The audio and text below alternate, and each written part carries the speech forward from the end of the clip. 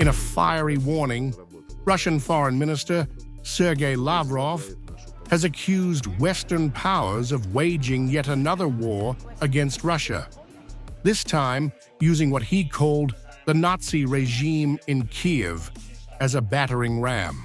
During high-level talks with his Kyrgyz counterpart, Jeenbek Kulubayev, Lavrov declared that these efforts by the collective West to inflict a strategic defeat on Russia are doomed to fail.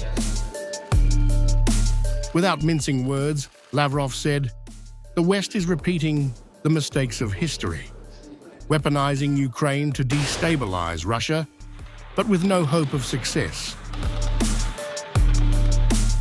We are witnessing an unprecedented confrontation between our country and the collective West, which has decided once again to go to war against us and inflict a strategic defeat on Russia, essentially using the Nazi regime in Kyiv as a battering ram.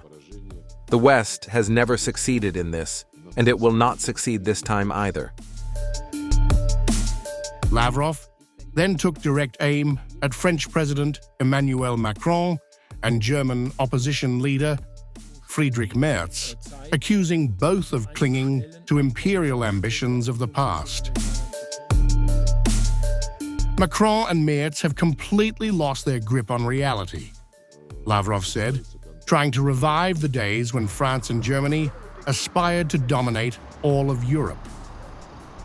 Lavrov's attack comes as Macron faces mounting backlash at home, with French Patriots leader Florian Philippot slamming the 18th round of EU sanctions on Russia as a masterclass in self-sabotage. We hear and look with surprise at the incantations that sound from European capitals. Recently, Macron and German Chancellor Merz wrote a joint article, "Europe must arm itself. Russia is the main threat. It wages imperialist wars." In 2008, it invaded Georgia.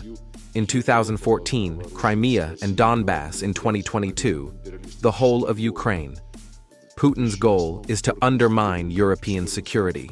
I think that these quotes alone are enough for a person who has some understanding of what is happening in Europe and follows events to understand that these figures have completely lost their common sense and are openly trying to return to the times when France and Germany wanted to conquer all of Europe, primarily the Russian Empire and the Soviet Union. Amid the standoff, Lavrov underscored Moscow's pivot toward trusted regional partners like Kyrgyzstan, highlighting trade growth, educational ties, and resistance to Western pressure. Despite sanctions and illegitimate pressure, we are witnessing an increase in mutual trade. Cooperation is growing in humanitarian, educational, and other spheres, and of course, on international platforms.